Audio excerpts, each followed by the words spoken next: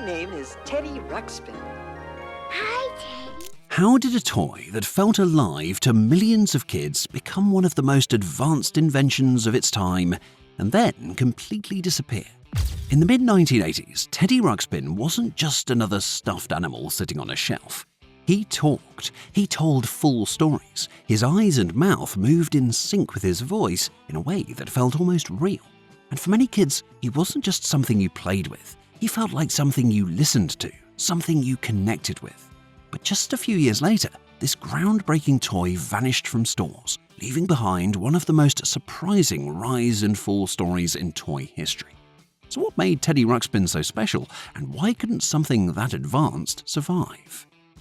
So to understand that, it helps to look at what toys were like before he arrived. In the early 1980s, most toys were pretty simple. Action figures, dolls, and plush animals didn't do much on their own. If they made sound, it was usually through basic pull strings or simple voice boxes repeating the same phrases. Hello, I'm Pee Wee Herman. The real storytelling came from the child's imagination, not the toy itself. But behind the scenes, a small group of creators believed toys could be something more. They weren't trying to make something kids could just hold, they wanted to create something kids could experience. And at the center of that idea was a creator focused on storytelling, not just manufacturing. The goal was ambitious: build a toy that could tell full, structured stories with emotion and personality. Not a few repeated lines, but entire narratives that unfolded over time. To do that, they needed technology that didn't really exist in toys at that level yet. So, of course, they built it. Now, inside Teddy Ruxpin was a cassette tape player, but it wasn't just playing audio. The tape also carried signals that controlled small motors, allowing his mouth and eyes to move in sync with the story. And that meant when he spoke, it didn't feel random. It felt coordinated. It felt intentional. And for kids, that made a huge difference. So when Teddy Ruxpin launched in 1985, the reaction was immediate. Kids were fascinated by how lifelike he felt. Parents were impressed by the technology, and stores struggled to keep him in stock. Almost overnight, he became one of the best-selling toys in the country. But the success wasn't just about the mechanics, it was about the experience. Each cassette told a complete story, turning the toy into something interactive without needing buttons or screens. Kids would sit and listen, following along as Teddy spoke directly to them. It felt personal, and that emotional connection set him apart from almost everything else on the market. Now, the brand expanded quickly. New story tapes were released, allowing kids to experience different adventures. Additional characters were introduced to build out the world. Books and other products followed, turning Teddy Ruxpin into something bigger than a single toy.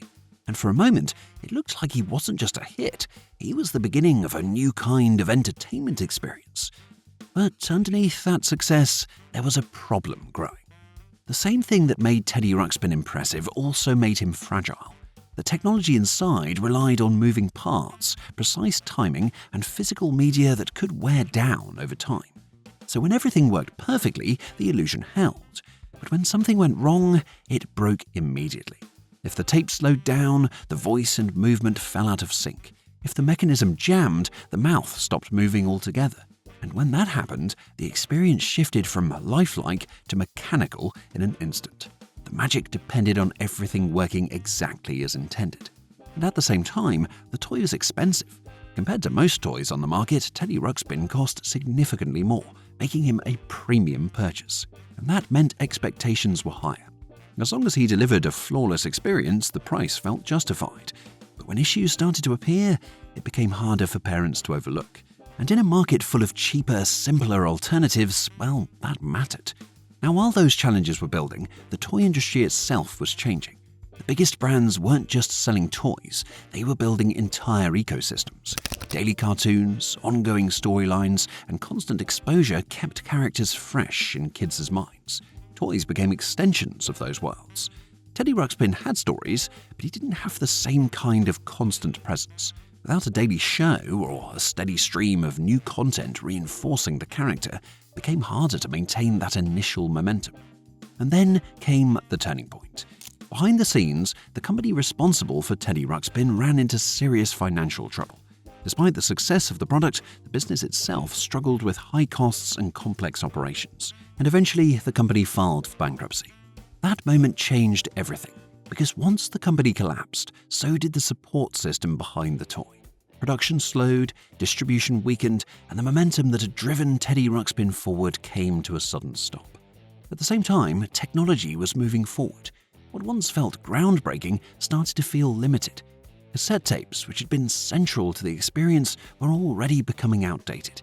New formats were emerging and expectations were shifting. Kids wanted faster, more interactive experiences. They wanted variety and constant engagement.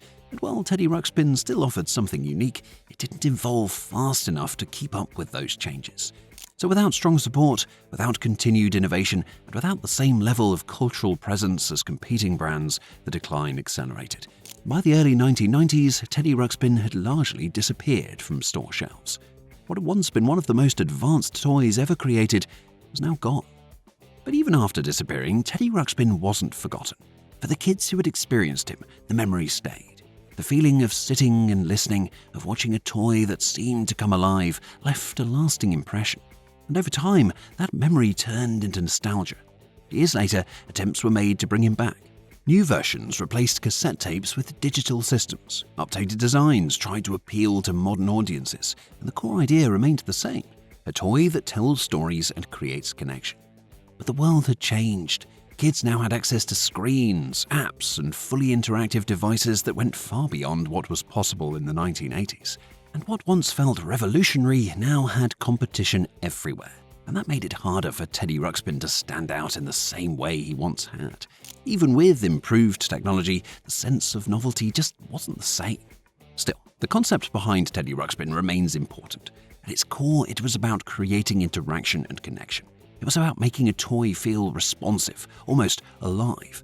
And in many ways, it was ahead of its time.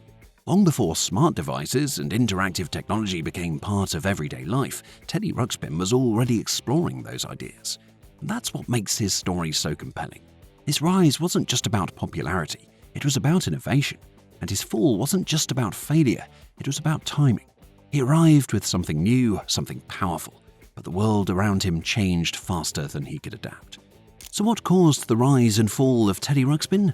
Well, the rise came from combining storytelling and technology in a way that felt personal and groundbreaking. But the fall came from high costs, technical limitations, and a rapidly evolving market that demanded more than the product could deliver. But his legacy didn't disappear, because even now, the idea behind Teddy Ruxpin still exists in modern technology. Devices that talk, respond, and create experiences that feel interactive. Some products succeed because they arrive at exactly the right moment. Others become important because they arrive too early. And Teddy Ruxpin may be one of the rare examples that did both.